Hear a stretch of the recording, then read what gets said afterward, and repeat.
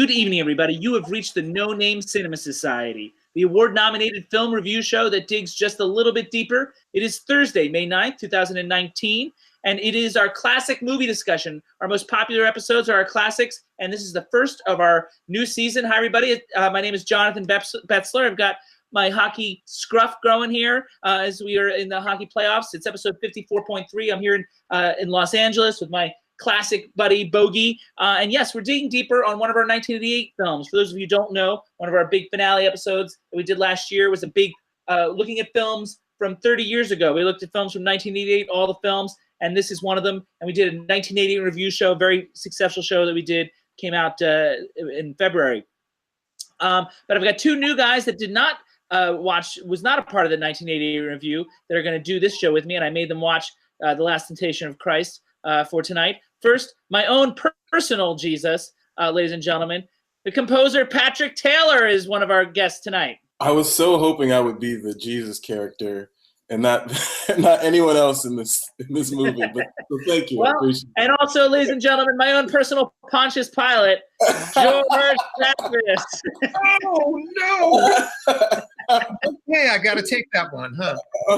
Well, I mean, somebody had to be it. I mean, at least you're David Bowie, you know. Exactly. You can look on the bright side. You could have been worse. Like you could have been, Judas or Caiaphas. His Pilate was at least felt bad about what happened. This is our schedule, by the way, for our 54th series of episodes, the first of our new season, our 5th season. It started Thursday, May 2nd, with our review of Avengers Endgame. It continued this past Monday, May 6th, with our indie spotlight, A Single Man. Of course, tonight is The Last Temptation of Christ, our classic. And this upcoming Monday, May 13th, is our Sound Off, our freeform segment. We do lots of fun things.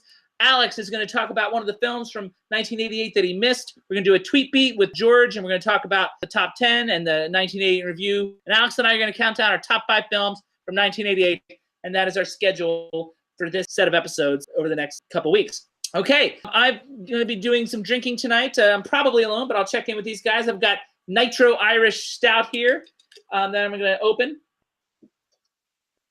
George never drinks with me, but maybe Patrick will. I have no more drinks, so I cannot drink with you. He's clean out, but maybe next time he's on the show, he's gonna be in the next set of episodes doing our indie spotlight, so maybe he'll have alcohol by then. So I've got no trivia for this particular episode because it's our first one. I usually announce a hint about what our next classic is going to be in the classic before, but since this is our first one of the new season, I don't have that. But I do want to talk a little bit about some of the controversy surrounding this movie. It was probably the most controversial film of 1988. And George, you probably saw it in theaters. Is that a good guess? I saw it at the Ziegfeld Theater within its first couple of weeks. I know it wasn't opening day. When I saw it, there were a few protesters, not a whole bunch, but the line of people waiting to get into the sold-out show was enormous, so they certainly were outnumbered. And it wound up doing good business. At one point, Christian fundamentalists offered Universal Pictures $10 million to shelve the film before it came out. And of course, Universal refused. These fundamentalists threatened to bomb theaters, and while that threat was hollow, they did disrupt screenings by buying tickets and yelling during the film. Universal also thought that was funny because they were buying tickets in order to do this. So these people that were disrupting just got thrown out, and Universal kept the money. There were also protests on the Universal lot. In order to get to the Universal lot, you've got to pay a good amount for parking. And Universal wound up making $4,500 in parking alone on that protest in late 1988. For all their efforts and all the controversy, Universal laughed all the way to the bank. George, what do you remember about the controversy? It really shocked me that I was even hearing about it on the Northeast. There's a lot of irony to it in that Scorsese made a series by then, some very violent films. Those films, there were almost no objections to. This one, which is dealing with something that is a fundamental part of any Christian's upbringing, understanding that Jesus came to earth as a man. It's the last 40 minutes of the film that they objected to. I think they objected to the whole thing, but certainly the last 40 minutes triggered probably the bulk of their hostility.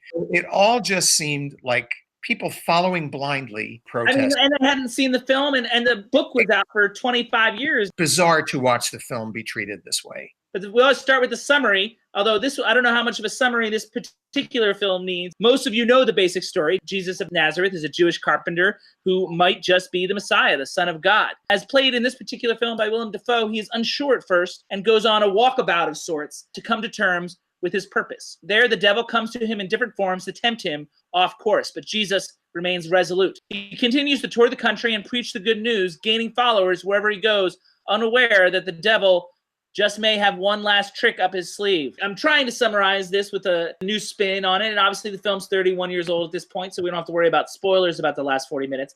But I do want to do opening thoughts, and you guys are both pretty good at opening thoughts, as I recall. Sentence to, about how you feel about the film. So I am going to let George go first, and just, your basic thumbs up, thumbs down.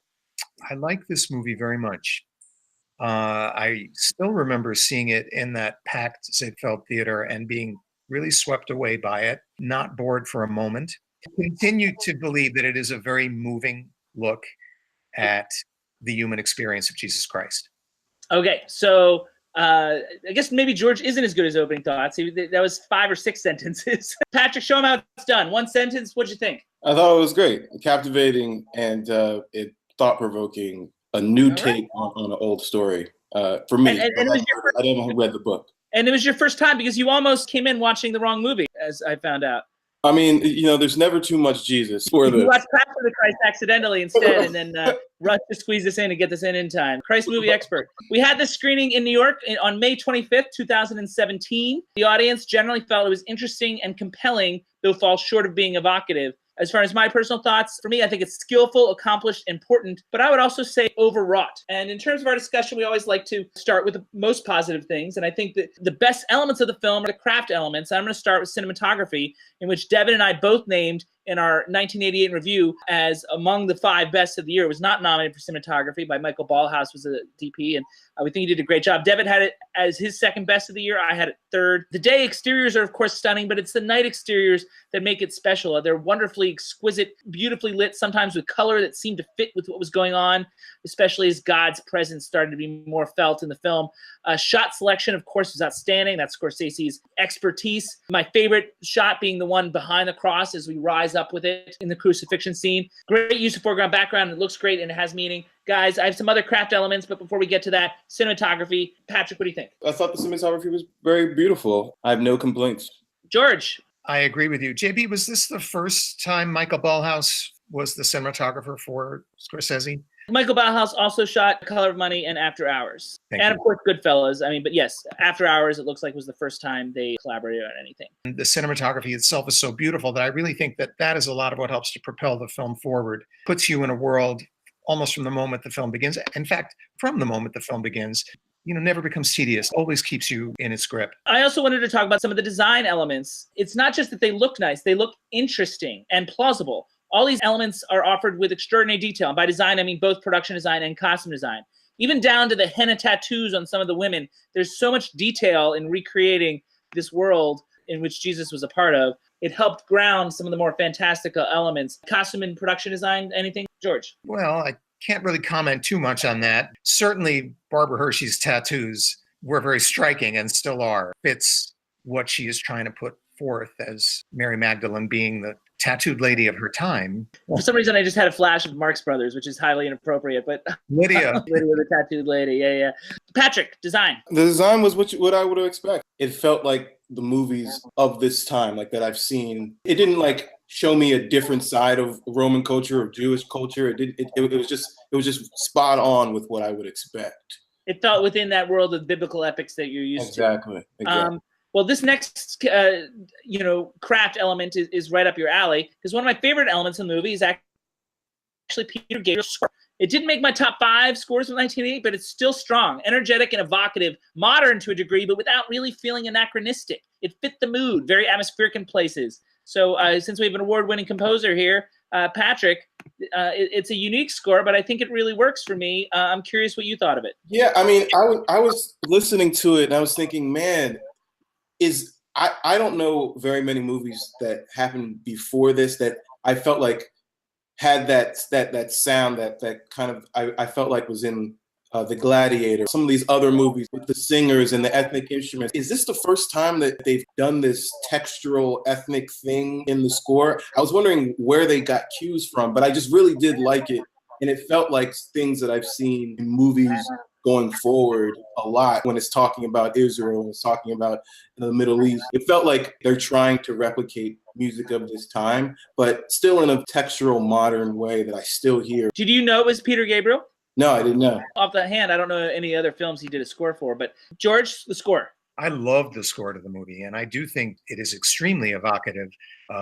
Whatever your friends felt about the film itself, I would imagine that they didn't single the score out for that. You guys just discussed all the films of 1988. It's an almost freakish surprise to me that the one Oscar nomination this movie received was for Martin Scorsese. You would think that the cinematographer, the editor, and Peter Gabriel. I did happen to find 5 better scores from 1988, including Dangerous Liaisons, George Fenton's score, Maurice Jarre's score in Gorillas in the Mist, and my favorite score of 1988. And I don't love the film, but Danny Elfman's score in Beetlejuice is thorough and fun and iconic.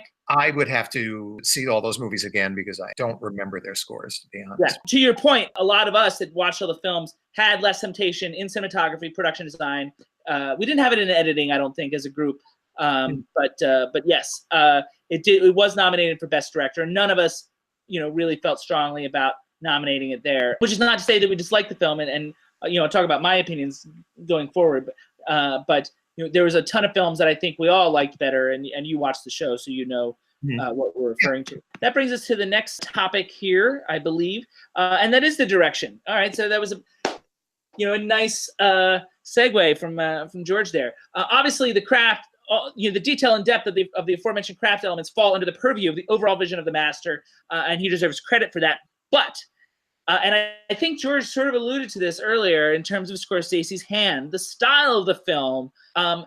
There are times when he's trying to do something stylistic, but it can feel forced and awkward. And that happens every once in a while in his films. And I happen to see his student films too, because I went to the same university. When he was experimenting with stuff in school, when that stuff makes its way into these other films, it doesn't work. Maybe it's because of the time period in this particular film, it feels out of place. One example is at one point he's sitting on the cliffs with Barry Miller, and he gestures with his hand to, Willem Dafoe gestures with his hand to the land, and the camera sort of follows the hand in a very awkward way. Another example is there's some quick dolly shots which feel really anachronistic to me within the world that they created. At one point, he dollies into Dafoe's hands as he's clutching his chest, and that's just a little overwrought as far as I'm concerned. From a directorial point of view, guys, I'm curious about some of the style things. Mainly what struck me about his direction here was how heartfelt and invested it was, which made it easier for me to mention the sort of things you're talking about, think of them more as blips on the screen than major problems. I agree with that, but it adds up. I agree with you. They do add up. The fact that he did get an Oscar nomination for this film, I really think was a way of the community to say, we hate that you had to deal with these protests. He was the Hitchcock of the time for 20 years, like the master that hadn't won yet. This is a guy that in 1980 was going to win, and then he was beaten by Robert Redford, which I also would have voted for Robert Redford, but that's beside the point. He was beaten in 1976 by John G. Avildsen, and quite frankly, I would have voted for John G. Avildsen as well in that particular instance. But that makes one of you on that one. But yeah, I'm alone on that one. But I'm a big Rocky fan. But I mean, I would have voted for Sidney Lumet for Network ahead of Scorsese for Taxi Driver, personally. I'm not sure. Those are both wonderful movies. Patrick, direction, all these little bumps that I'm mentioning. Am I off base? No, I don't think you're off base. There's times when I saw there was fades that would happen in between random stylistic things. But there was a time that I really liked what he was doing, even though I felt like it was kind of odd when Mary of Magdalene was washing him and the light was kind of changing. To focus on Mary and then on Jesus. So that was beautiful. So there are times when he tries something that feels completely motivated by what's going on. And, Goodfellas, I think, is a good example of all that stylistic stuff is spot on. It's all motivated. And that's what makes Goodfellas the masterpiece that it is. This one, I feel like he's trying things that he thinks might be cool, but they don't feel as connected to the moment or the source material. Yeah. He's in Well, at the end when currency. he's begging God to uh, let him die on the cross, and this is a lighting thing, so maybe it's not him, but I'm sure he directed the lighting of this. The city is lit up tungsten behind him, and he's daylight in there, and it doesn't like rise like it's God. It's kind of just their lighting decision. That took me out a little bit. I was like, okay, this feels like it's a dated idea. The city's also on fire at that point in the dream. In the background, the Jerusalem's on fire, right? It's funny because I actually alluded to that earlier when I was talking about how some of the night exteriors he uses color in ways as the spirit becomes more present. That's a moment that I was thinking of. That actually worked for me as a cinematography choice, because I feel like it was motivated by the fact that it may have been a dream. We can talk about that interpretation later. And also this concept of as God becomes more and more present and Jesus becomes more and more connected to him, I can buy those stylistic lighting choices. I never thought that they were, these flourishes were things that were inappropriate to the moment, but stylistically to the period, yes. You had said both. Well, I mean, specifically the one with where he's on the hilltop or cliff top with Barry Miller, and he does this gesture, and he does this move in Age of Innocence. He did it in his student films. Just the gesture itself of pointing out to the wilderness is an awkward gesture for the actor. It's even more awkward when the camera follows the arm. That feels very unmotivated to me. And every time he does it, it feels unmotivated. Michelle Pfeiffer does it in Age of Innocence. It's like a thing. He's going to figure out a way to make it work at some point. It's like it's this idea that he has that he's yet to like make really work. What about the Brooklyn accents? So do they distract you at all? Well, I'm just about to get to a section that I call scene work. I do have the accents in the performances section, but overall, in my notes from 2017, I wrote some very nice things about the performances, but I had the opposite reaction actually when watching it yesterday, and I put a lot of that on Scorsese. The scene work felt really stilted and awkward, and the accents might play into that a little bit. It's like he knew how he wanted the world to look, but he wasn't sure how it ought to sound and how to breathe. The blocking felt awkward. He had a visual sense of everything, but not necessarily how the people moved within that world or interacted with each other. It didn't feel fluid in the way they approached their interactions. And it's everywhere. It's a systemic problem with the film to me. It's just a little off. And the accents are a part of that. So, George, you brought it up. It's funny. They didn't bother me at all when I first saw the film.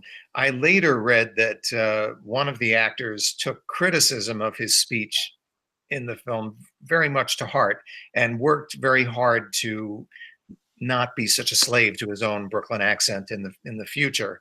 When I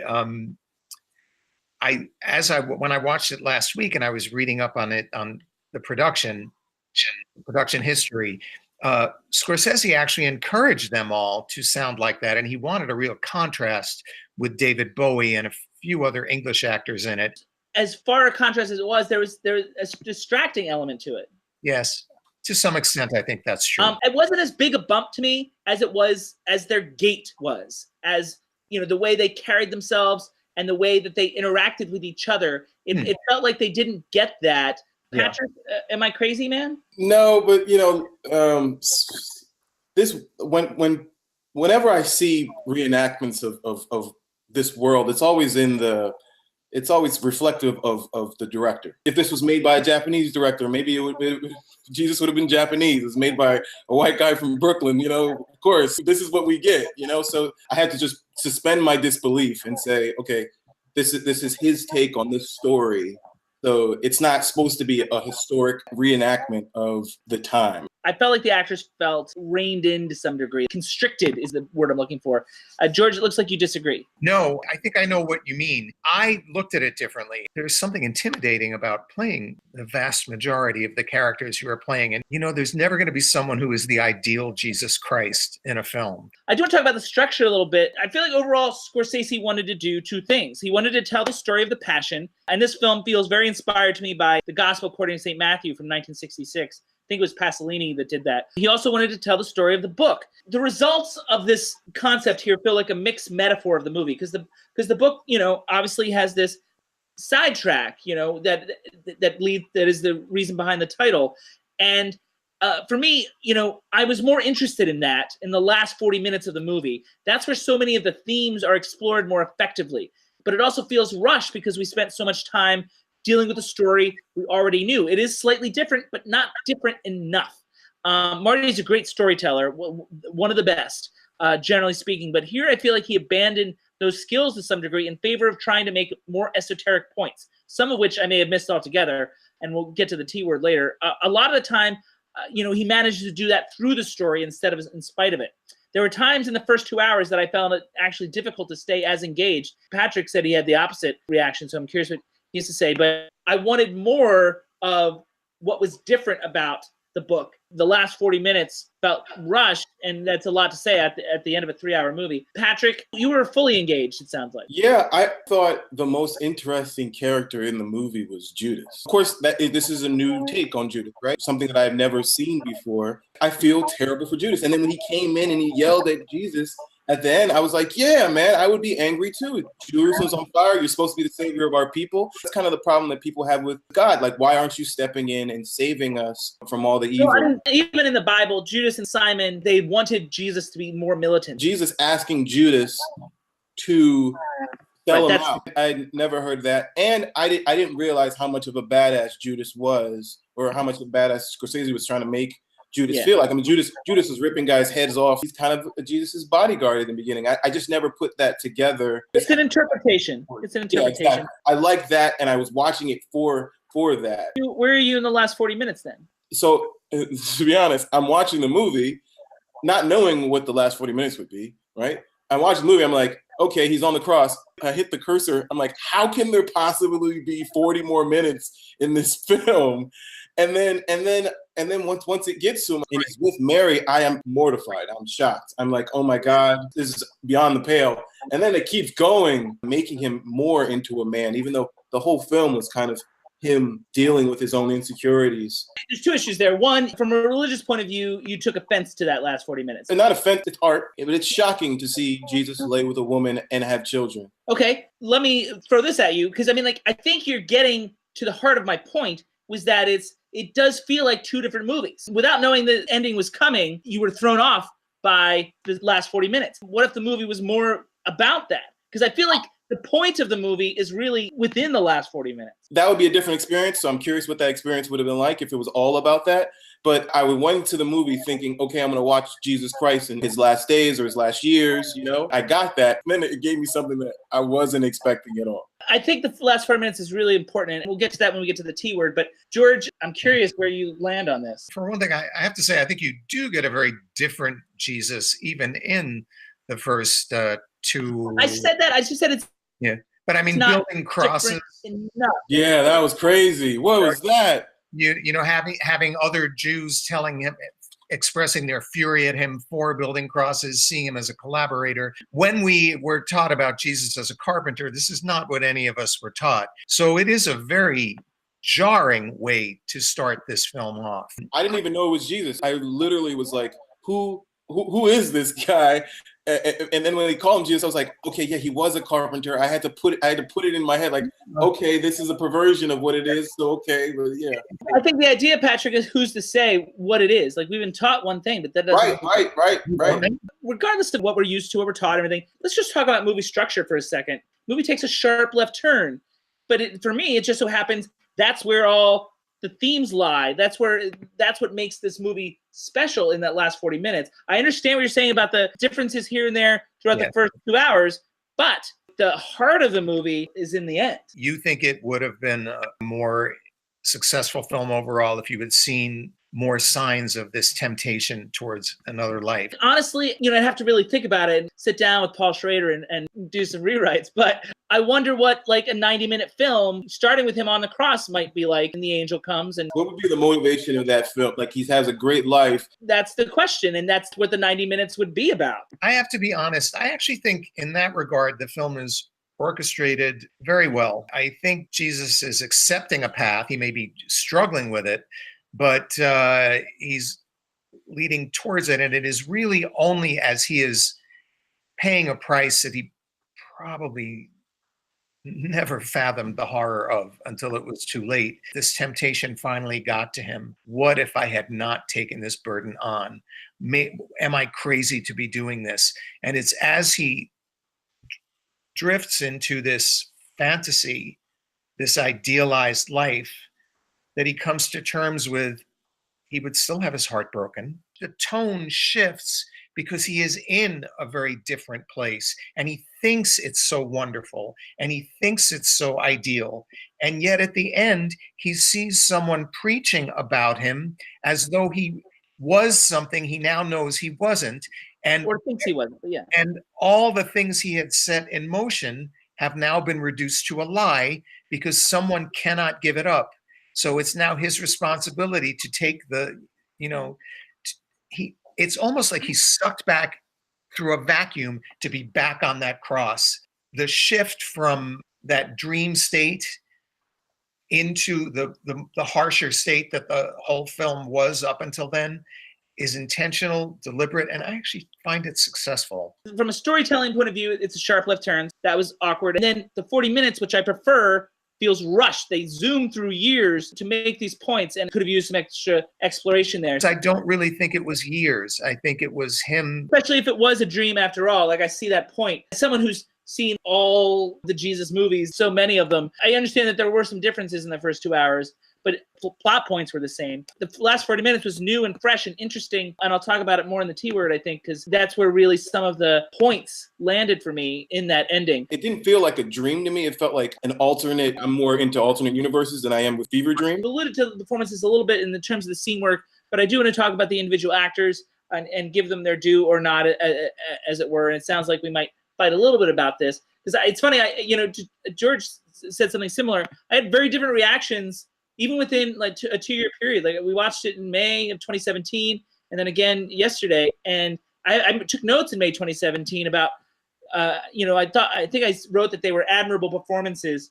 They didn't land as much for me. I mean, for Willem Dafoe, I kept thinking about how physically demanding the role seemed, which may go back to how I really wasn't as engaged with the first 2 hours itself. That was impressive, and he has several nice moments, but he also has several moments that feel a little overbaked, if you will, mostly in the first third of the movie. I feel like he struggled executing Jesus's struggles. I particularly liked him in the last section of the movie, and his work on the cross was very good.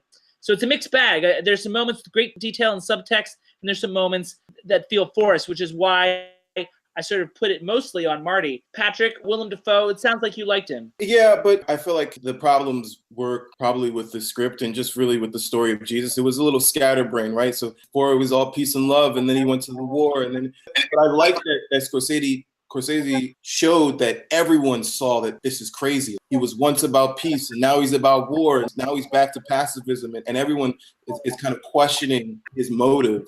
It's not really about William. It's really just like the movie just kind of he's a warrior god, like where did that kind of come from? And so his performance is kind of just like now he's a pastor, but he was just schizophrenic and battling his inner demons. Now he's with peace and zen. So it was just kind of schizophrenic with where they were. I mean, that's true, but in the individual moments themselves, I felt like he oversold some of them in his performance. And just for the record, it's not William, it's Willem. So George, Willem Dafoe, who, by the way, you chose as one of your best actors of 2018. He's very, very good in that. I think this is maybe his most ambitious undertaking. There are times you can see him struggling with it. I can't think of anybody that wouldn't have. That's possible too. It's hard to say, but we're just reacting to what's on the screen. You're kind of dwarfed by the fact that you're playing Jesus. It's funny because Patrick will have a perspective on this, having watched it more recently than anybody. I thought Jim Caviezel, actually, I didn't love the film, but Jim Caviezel did a pretty decent job. I agree with you about that. Without him in that film, it would have been unendurable. He suffered like no man has ever suffered. I believed every second of it. It was terrible to watch. It was so really inarticulate and yet so powerful. I think he was really wonderful in that. I guess we're going to move on now to the most controversial performance, Mr. Keitel himself. And, it's similar mixed bag. Now, obviously, Bronx Judas is a distraction, ultimately. However, I can see the seeds of the performance there. What I bought about Harvey Keitel's, I bought the rage, I bought the love, I bought the empathy, I bought the passion. All that tracked. But the vocal work, and quite frankly, and I alluded to this earlier, his body work betrayed him. What he was doing in his face and heart seemed on point, but it didn't seem to translate to a complete performance with gait and sound. And I understand he was encouraged to use the accent, but that's not all. It's the way he carried himself in a more modern way. It didn't seem to track with, in some cases, what other actors were doing. Like the other apostles seemed to have a different way of carrying themselves. He seemed awkward amidst that group. Well, George. I think there was an effort on behalf of Scorsese and maybe everybody to make all of these people more accessible, less deified or even vilified, so that we are right there in the midst of this world of these struggles.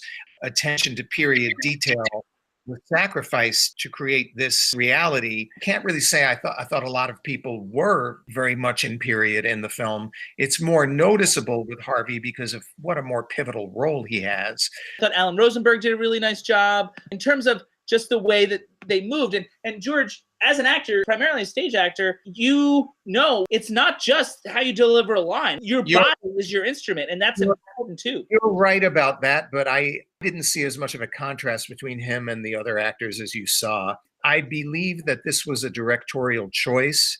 I do agree with you that of the people in the film, it was more distracting from him because, again, there was so much more of him. True. We'd seen variations of these quirks in other Scorsese movies.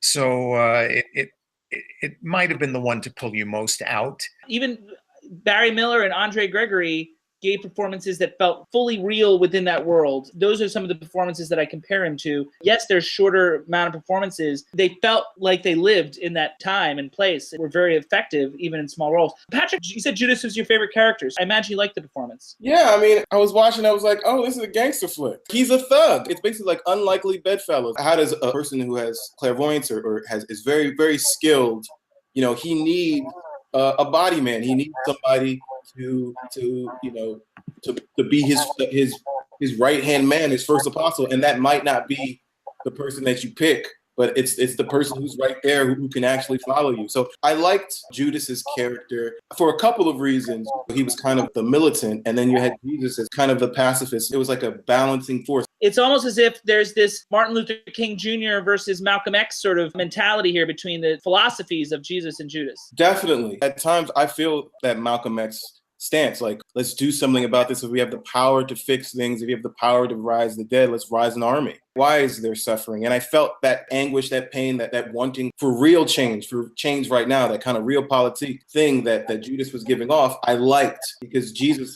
was dealing with a whole higher power, and Judas couldn't understand that. And that's kind of what man is like. And the point is, you felt that in the performance. I felt that in the performance. And I felt that in the writing. I got what they were doing. The one performance I didn't like either time is Barbara Hershey as Mary Magdalene. I may be biased because I've never worked with anyone more difficult than Barbara Hershey. Didn't like her then, didn't like her now, except for maybe Hannah and her sisters don't really like her in anything. She didn't really offer any insights into this character for me. No depth. She just feels flat and in the way. I don't feel anything from her, and I think she's pretty weak. Patrick? Come on, man. I mean, she wasn't that bad. Your personal opinion of her maybe. It's hard to say. How do I divorce myself? Like I liked her in Hannah and her sisters. I can admit that. I felt like she was a solid character. I wouldn't say she was a standout character. I did feel her longing for Jesus. It gave Jesus more of kind of a confliction of what God wants from him, because this woman is there and desires him. So I didn't feel bad about it. George, you're going to get mad at me about Barbara Hershey? No. You're not the first person to say she's not the easiest person to work with. I've never worked with her. I actually do like her, but and I liked her in the film. I felt that she had a really complicated attraction to him. He was just a major point of frustration to her until he actually comes to her defense, and it does almost seem like a quick turnaround there. I think the weird hold he has on her comes through very nicely in the film. I don't have a problem with it at all. It is a weird hold. Well, maybe. Strange. I liked her in her first Scorsese movie, Boxcar Bertha. That's how really good got made. Do you know that? She handed him the book on set of Boxcar Bertha in 1967 or something. I did know that. Time to move on. Are you guys good to move the T word since we've been flirting with it all episode? Yep.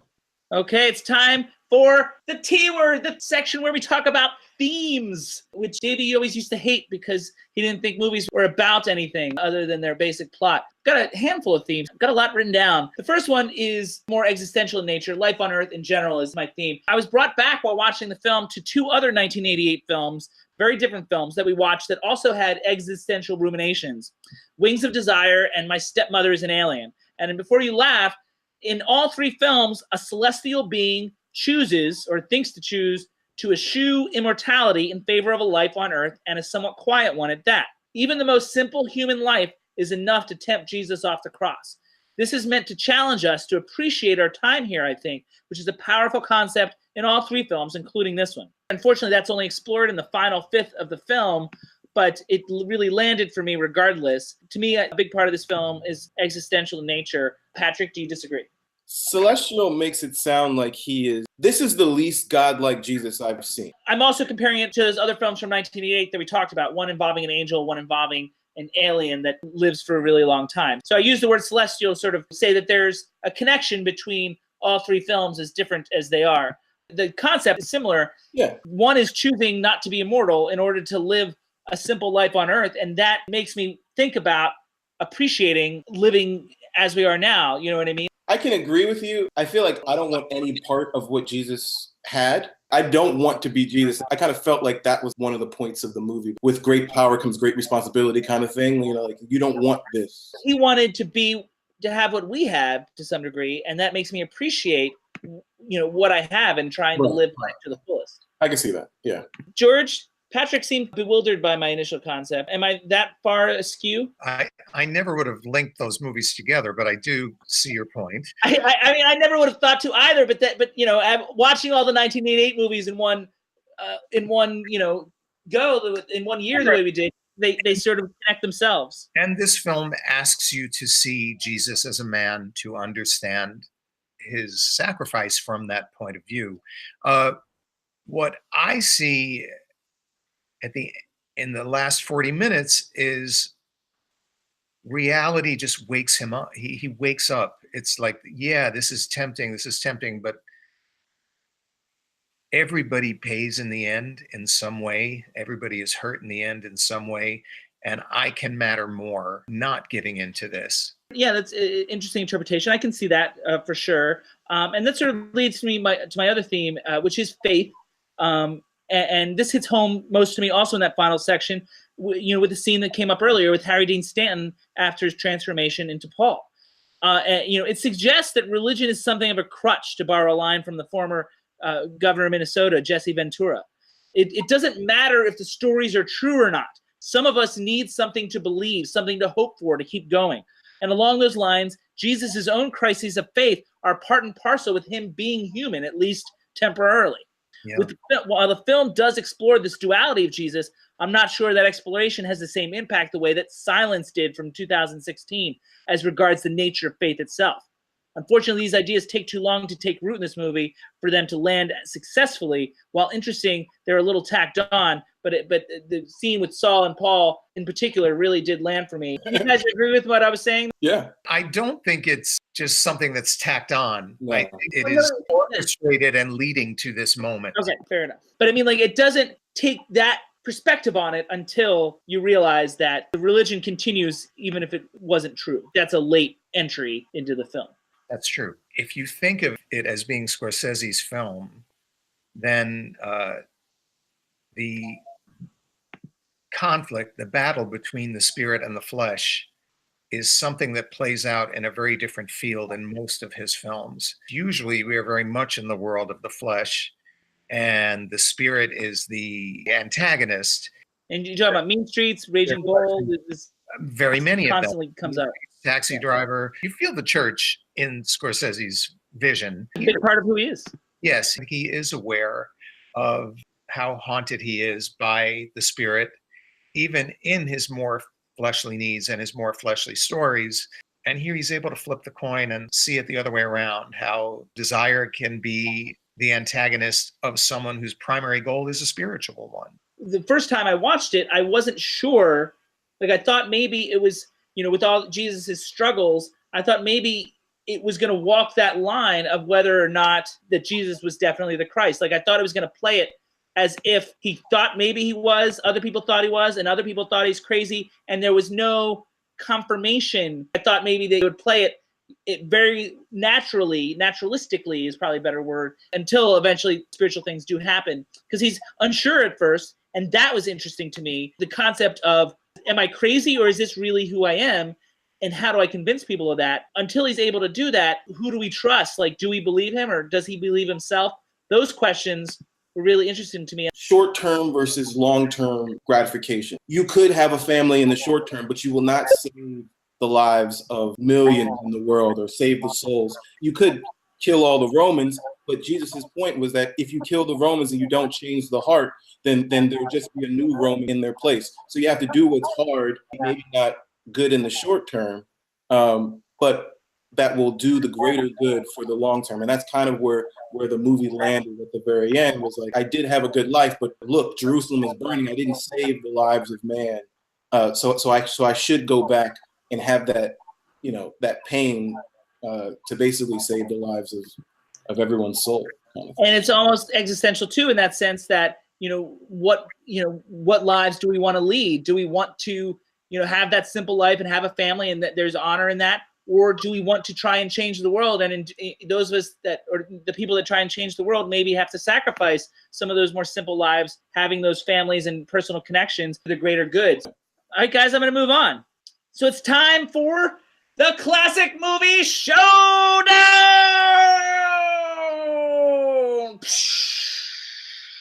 We do this for whenever we do a classic NCAA style brackets for movies. Movies go head to head in various brackets. We got one for each decade, and one for all the Oscar Best Picture winners, Best Actor winners, all sorts of different brackets. We've got the 80s bracket for Last Temptation of Christ, and I'll reveal that bracket momentarily. But before we do that, we usually have somebody read the rules. It's in the past it's been Davey every time, but Davey's gone, so I've recruited Patrick to read the rules. Patrick, explain to people the rules of the brackets.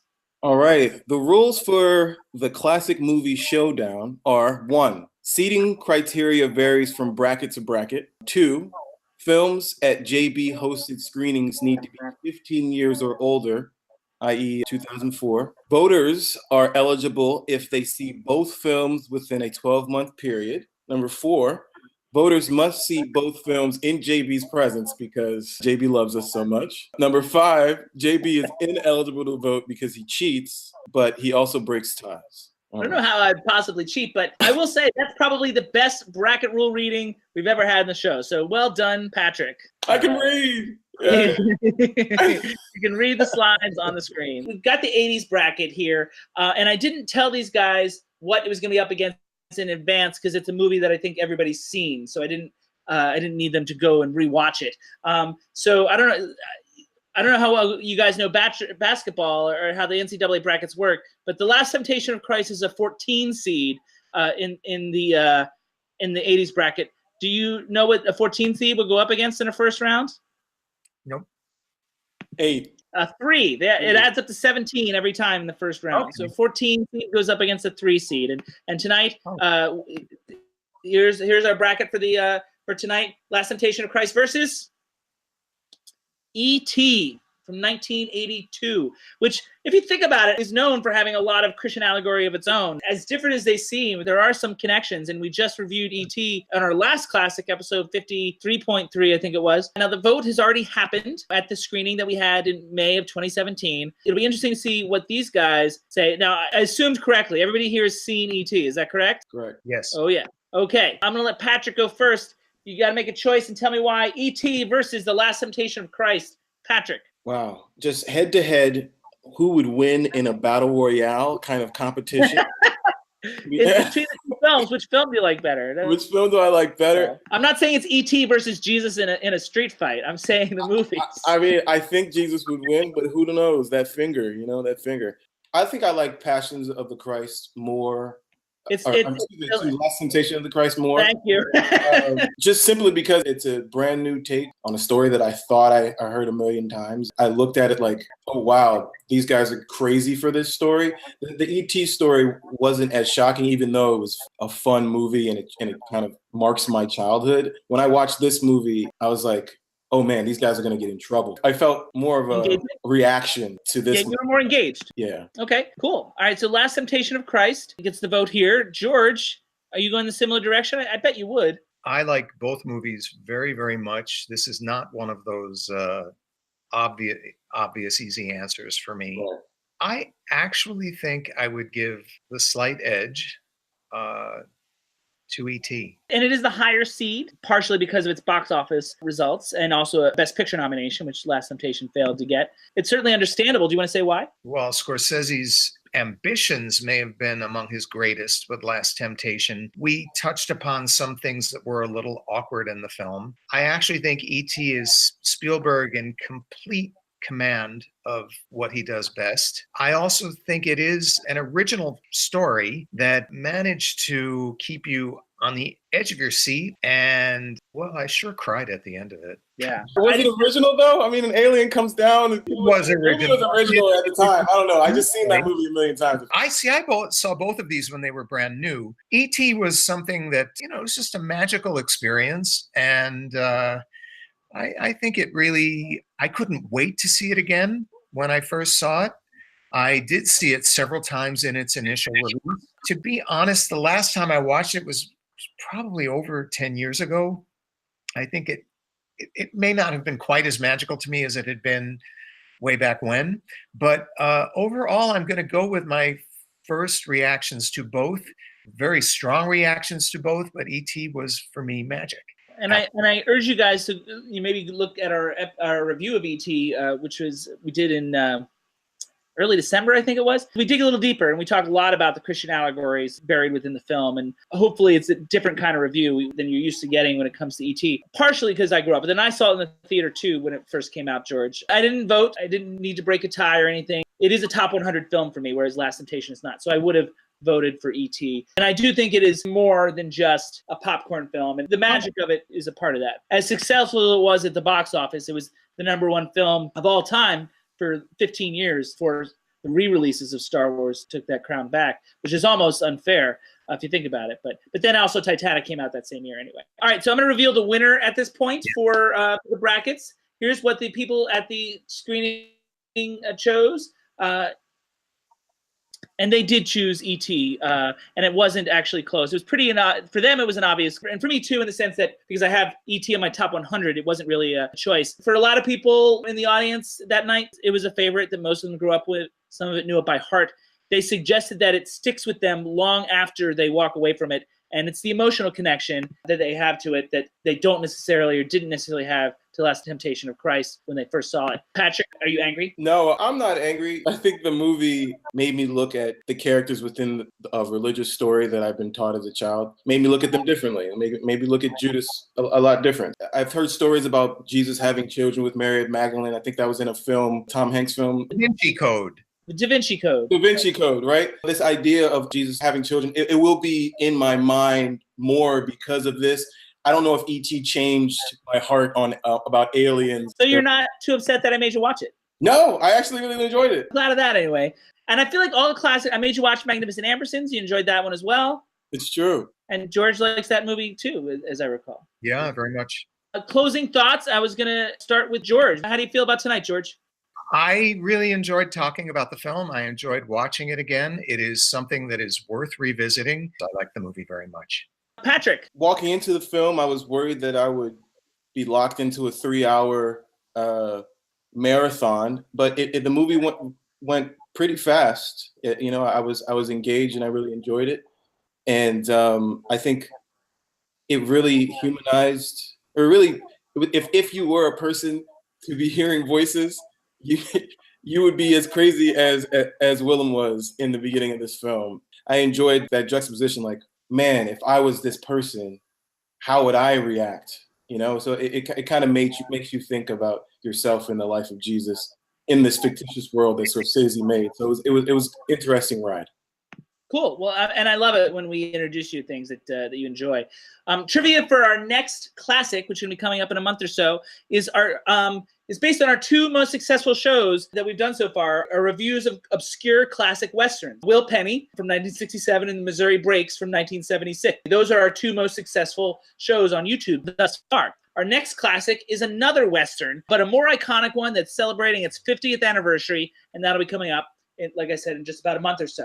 Our next show, however, is coming up in just a few days. This Monday, we do our sound off, in which George, Alex, and I are going to answer your Twitter questions about our finales. George regarding to our top 10, and Alex is going to talk about our 1980 review. Alex is going to revisit one of the movies from 1988 that he missed in a second run. And Alex and I are both going to count down our top 5 1988 films. That's what's coming up, so stay tuned for that. And in the meantime, this meeting of the No Name Cinema Society is adjourned.